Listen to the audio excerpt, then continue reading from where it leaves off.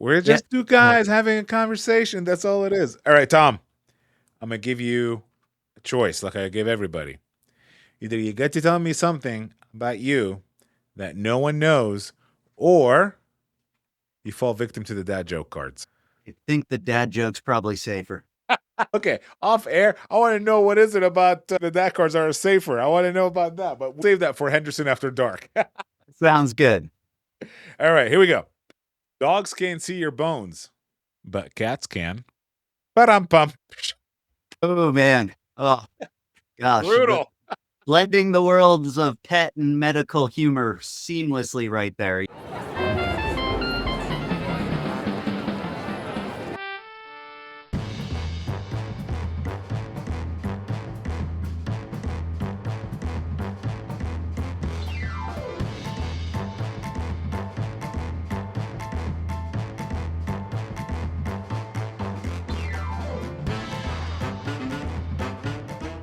Welcome back to Hello Henderson. Back at it again with one of our new friends who I've met over the last couple of months. Seen at Tech Alley Henderson, got the talking going, and now he's here to tell us who is he and why is he on Hello Henderson, and get to know him a little bit more.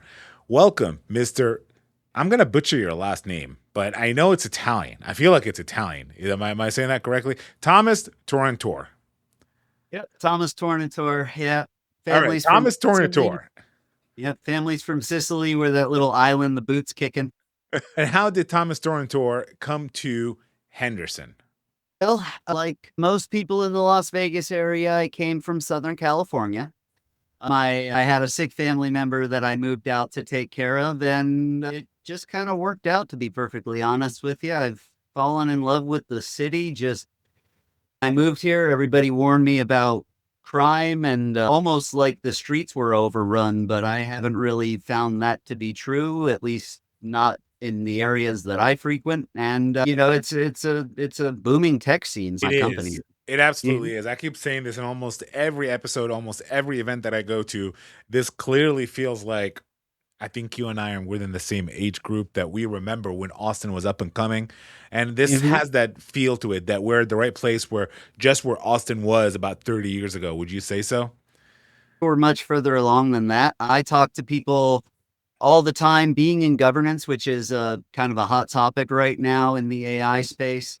I get requests from companies that are developing solutions all the time to review them from a governance and just kind of make sure that they're trying to do things the right way. And a lot of companies, a lot of founders that I talk to either have moved here or are talking about moving their firms here from Silicon Valley, from New York City, from Austin. So we're seeing an influx, not just of people, but of tech companies coming to Las Vegas and greater Southern Nevada to kind of expand their operations. Settle in, folks. It's another AI episode, and it's everybody's talking about AI nowadays. But Tom, you bring a very specific and a very interesting part about AI that not too many people like to talk about. But I'm going to say it my way, and then I want you to kind of just delve into it a little bit.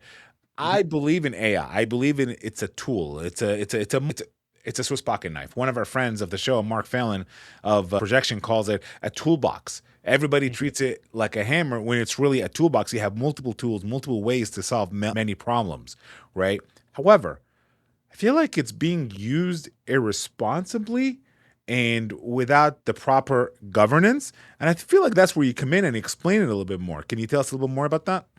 Well, I want to make one thing very clear. When we talk about governance, people become standoffish not because of the fact that they're against governance, but they don't understand the term a lot of times. It sounds a lot bigger than it needs to be a lot of the time. Really, what we try and do is just make sure that these companies understand how AI is functioning within their operations, make sure that when and if something does go wrong, that we can trace back to why, make sure that the company's leadership stays in charge of the direction of the company, that it doesn't get silently outsourced to a model's way of thinking. And everybody seems to be trying to do things the most ethical way that they can. They just aren't seeing it from all sides. And there's not a lot of clear direction yet. So we're working with the best principles that are out there. We're getting companies ready for the to comply with the standards that they currently have to comply with that they may not be aware of, and to get them ready for when rules are being put in place. They made an executive order announcement today from the Trump administration saying that models have to or should voluntarily submit their programs for federal review before being released to the public. But again, that's a voluntary program, so it's a first step, but we're getting there step by step. We're sort of like in the wild, wild west of AI and innovation at this point. Is that a true statement, or am I kind of adjacent to it? We're in the wild, wild west in that everybody is talking about what AI can do. Not a lot of people are referencing what AI should do. And really, I see that as holding us back in two key ways. One, I think that the lack of clear guidelines and clear regulations are making a lot of companies and a lot of individual users nervous. Just the fact that they're being handed these tools through a lot of times through an app store or through social media. It's not something that they're being handed a institutional guidebook on how to use. So it's causing a lot of unintentional consequences for people in the organizations that they work for, that you really need to understand both the rules, the business consequences, the way that the technology actually operates and behaves.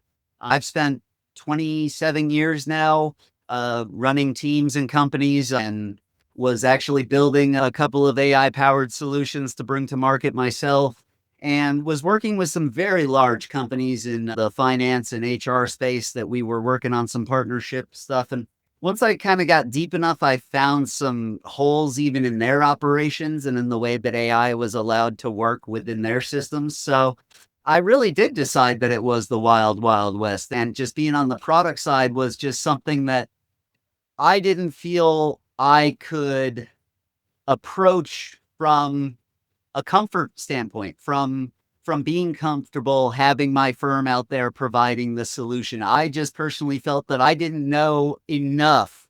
I didn't have enough data to move forward there. So I knew that I could rely on what we were building, but there was just too many question marks in the wider market. So we decided to kind of shelve those programs for now and focus more on the business application side and figure out where we can really guide companies in making these decisions and then owning them when they need to.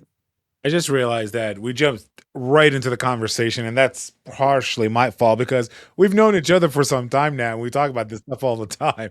Sorry. No, no, that's it's Sorry, my Henderson. yeah.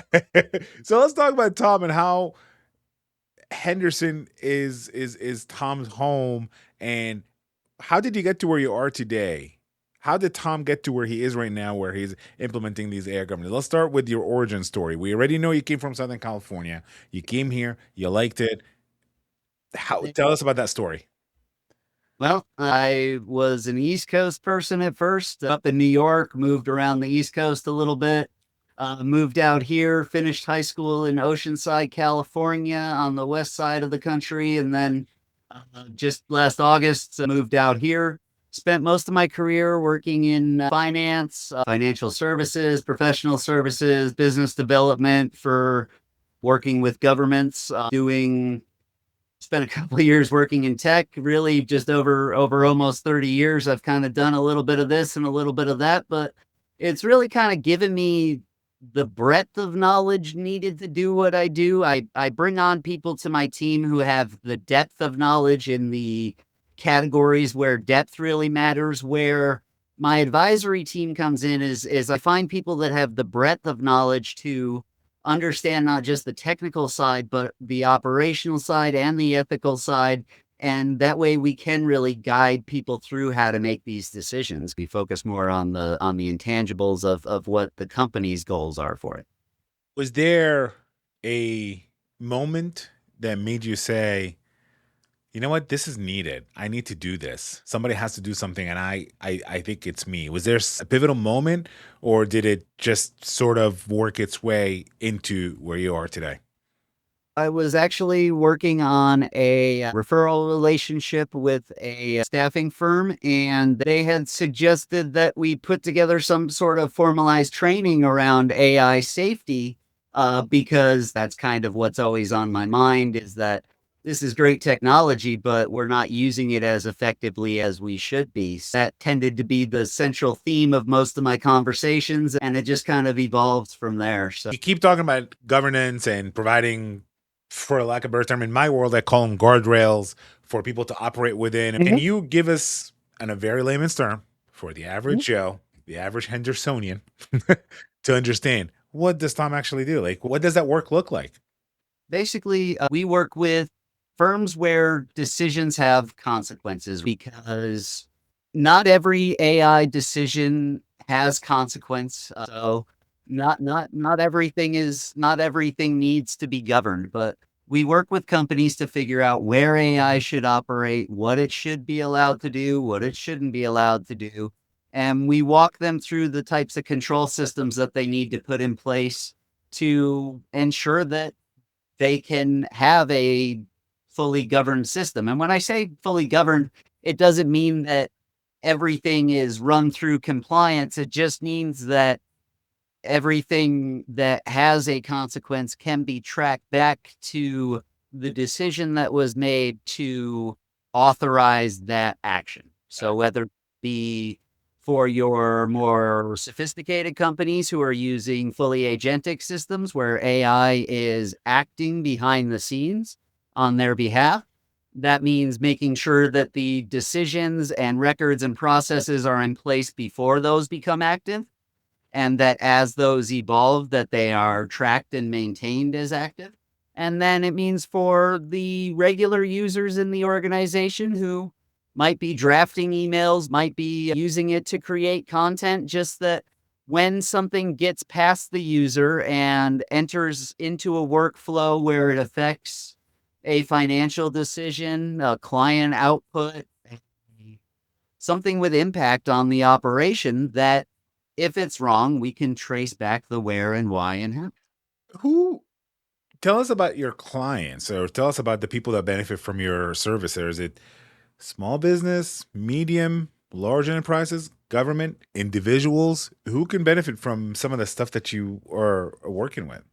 I think that really any organization can benefit from having a proper system in place, not necessarily from the tech AI side, but from the operational AI side to make these decisions up front. What we see is that a lot of businesses either don't think that they're using AI because they haven't made that decision as an organization, they haven't bought the phone agent, they haven't, enrolled in Chat GPT or Claude for the organization. They're not developing internal tools, but everybody's being told to use AI to work faster, do more, be better at your job. And those are laudable goals, and people are going to go for them. We can't try and police access when we want the results. We want the expansion of capability, we want the expansion of technology. What we don't want is the problems that come along with people trying to figure it out as they go. We want to have structure in place so that people know what they can and can't do. I mean, these are open public systems that have records that you have to protect your information against. And people don't understand what they're putting in. They don't understand how these systems affect the operation overall. They're installed, they're set up, and they're run, but they need to be treated almost as another employee in the company that needs to have reviews and have their outputs monitored. And unfortunately, AI can be a different employee from Tuesday to Wednesday. So we really, there are extra steps that need to be taken to put those guardrails in place.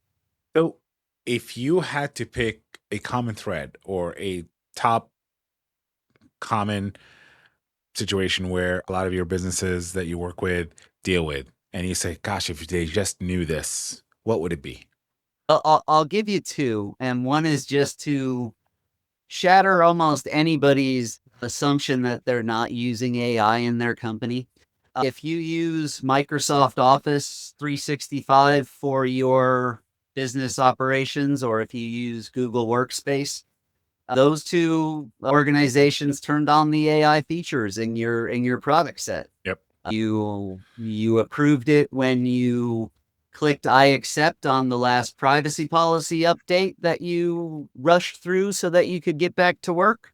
Every time an employee reads an email summary from AI instead of reading the full email, they're allowing AI to make a decision about what is being brought to your company's attention. Not saying that the AI is trying to leave anything out on purpose, but we all know that it can miss things. And if it misses the most important part of the email and your employee is reading summaries and not emails, I feel like that kind of goes back to what you're saying, the governance part, the training part. It's like if you're telling AI to summarize something for you, it summarizes what it thinks is important, not what you think is important, right? Exactly. companies have already taken a stance, whether they realize it or not. There's not really a lot of sense in arguing over whether AI can help your business or not. In most cases, it can. It is a very, very powerful business tool. And in most cases, it can assist in most businesses' operations at some point. But the decisions about what and how and what it's allowed to touch and who is allowed to use it and for what purpose, those are being left up to the individual user, to the individual team, and they're being left to the mercy of what the vendors are giving them access to at default instead of what the company. There's not a lot of it can be done to vendor agreements, so you have to set up your own policies to protect yourself. So it sounds like you're saying humans have to still be in charge. Yeah, So 100%. you want to tell us? You want to tell us about still in charge? What is that? Oh, yeah, yeah, sure. You Still like in that little charge. segue? Yeah, you're obviously the podcast host here. Yeah. So the Still in Charge program is my firm's free initiative for school safety. So what we're trying to do is just get the message out about the proper ways to use the tools from a safety and governance aspect. Get it in the hands of schools so that they can get it in the hands of the parents and the students. We're making sure that no student data is collected. We're making sure that sponsors of the program get the proper recognition with the adults, but this is not a play to advertise for student eyeballs. Really, we're trying to make sure that the kids growing up with this technology have the proper foothold when they go to use it for something more than making talking dogs Right. singing. That's what fuels a lot of the honesty behind the screen time debates, is that a lot of screen time for for a student mind can be viewed as a waste, but screen time used with AI for educational or for learning expansion or for just the kid exploring their true curiosities without having barriers in their way really is what I would consider a good use and a valuable use of screen time level of acceptability than say your TikTok or your or the tap video games that everybody plays. Sounds So like you're saying that there should be a way to use response. It's like your version of responsible TikTok almost. kinda, yeah. Yeah. We're building out our advisory board now. We're working with child psychologists who have spent years studying kids and technology. We're working with AI educators. We're working with the capital side to make sure that resources are put in the proper spot. We're working with the nonprofit sector to make sure we can make it widely available. We're working with the tech sector to make sure that any tools that are targeted towards kids are being appropriately developed, and that anything that we decide to put out there is vetted by the schools themselves. We make it available to everybody for free, but we try and make sure that any guidance to it is coming from a trusted source. We just went over how I'm new to Vegas. You guys don't know me. And let's face it, with AI, people don't really know who's who behind the screen sometimes. Yeah. Just because I say nice things about it, please go onto the websites, read every line of information, make sure that you're okay with it before you show it to your kids. That's a governance step in and of itself, is just making sure that what we are passing on is appropriate for those we're passing it on to. My wife and I read this book last year called The Anxious Generation, which talks a lot about screen time and guardrailing children. Let them be free, but also give them the guardrails to be free in, because Mhm. sometimes no guardrails means danger. So, but they still need to experience a little bit of the danger, like falling off a bike or getting hit in Mhm. the face with a ball, for them to have that experience, those experiences. But I call it guardrailed freedom. That's what I call it. But let me ask you this, because I love what you do. Why Henderson versus San Francisco or Austin or DC, where a lot of that in our world, where you and I come from, that's where those kind of innovations usually take place. Why Henderson?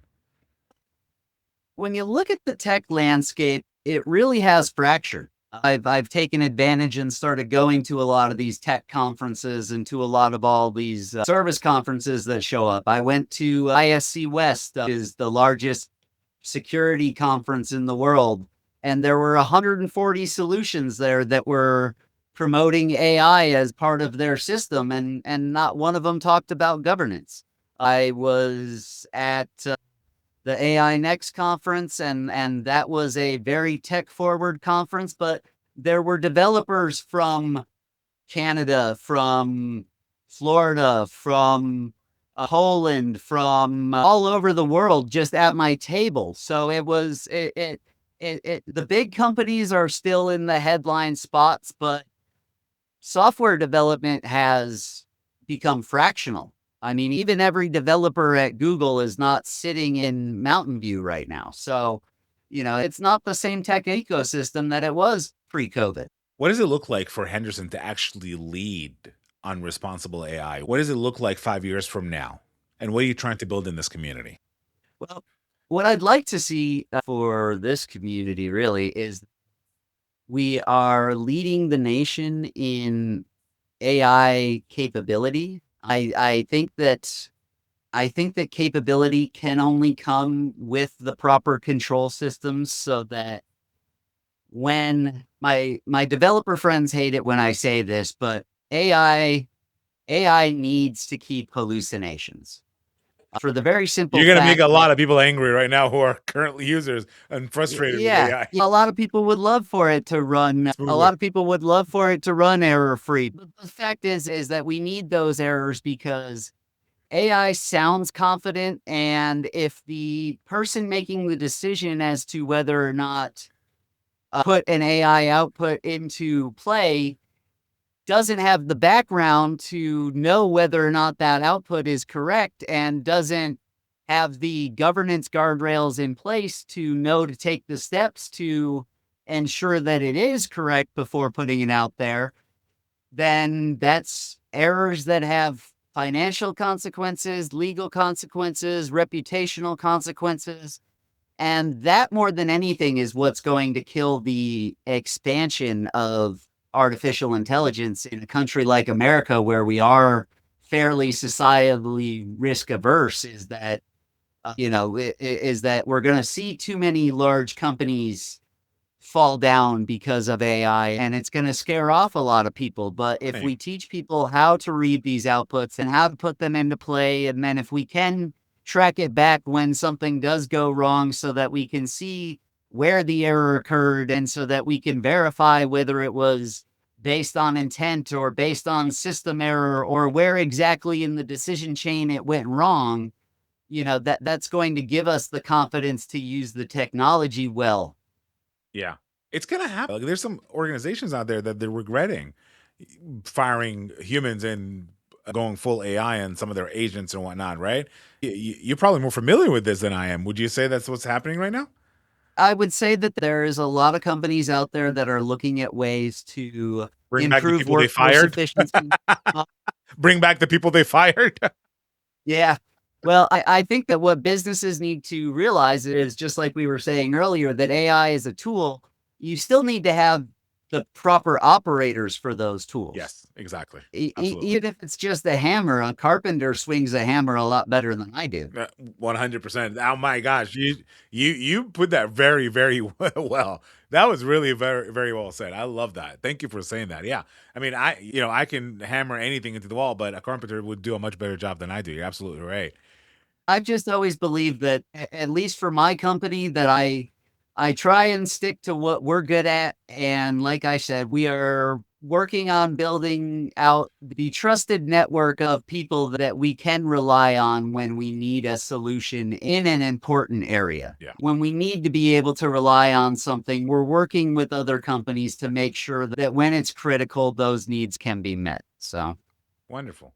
What's next for you and for Still in Charge and for your business? yes. Well, Well, we take it one got at a time. What's next for you? Well, I'm going to the Jay Farrow comedy show at Allianz on Great June guy, by the 13th. way. Very funny. Love that guy. I'm looking forward to that one. I'm a big comedy show guy, so if anybody hears of any good comedy shows coming to town, not a gambler, but that's the one thing that I like going to the casinos for is the comedy Jay shows. Farrow is hilarious. I've seen him live a couple times. He is a good guy. Yep. So I'm going to see him. And firm, we're expanding operations out to a couple more states over the next 6 months or so. I'm working on some pretty interesting projects that hopefully one day I'll be able to kind of bring out and finishing editing the book and keep writing the newsletter, man. That's what I do for fun. What about So Still in Charge? still in charge. Yeah, we're hoping to expand that out nationally over the next 1 to 2 school years. We're thinking the goal is to hopefully turn the financial management of it over to a national foundation at one point so that it can become a nonprofit and have the proper standing that it deserves. I just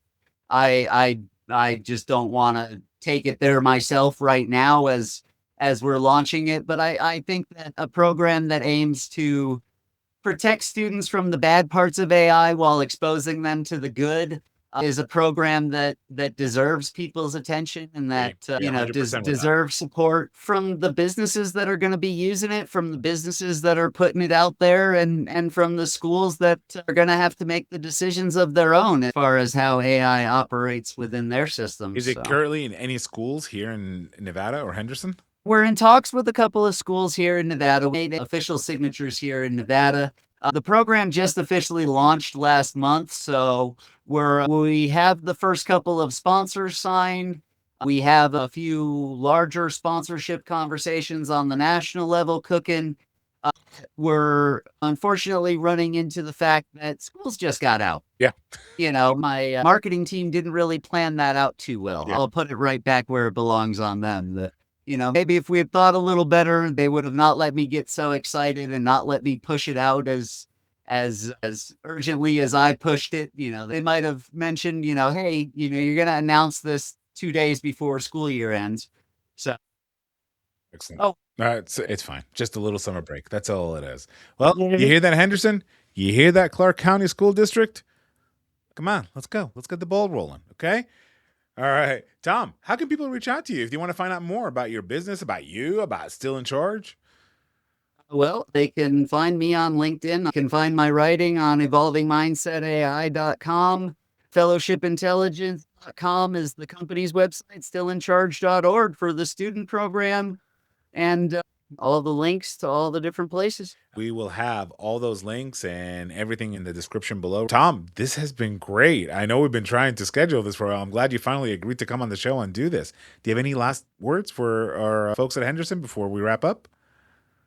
Well, thanks for having me here. Vegas is really one of the most inviting places I've been. Yes. It has a reputation as a city of transplants, but I think that is starting to breed a little bit different community. I think that the transplants that are moving here seem to be moving here with more intention. Yep. And with more of a long-term purpose. So I think that we're starting to see the next rebuilding phase of Las Vegas, really. It might be big tech. Who knows? Well, I'm going to do a couple of shameless plugs for myself. Tom, first of all, before I do my shameless plugs, I believe we're trying to get you a Tech Alley Henderson, aren't we?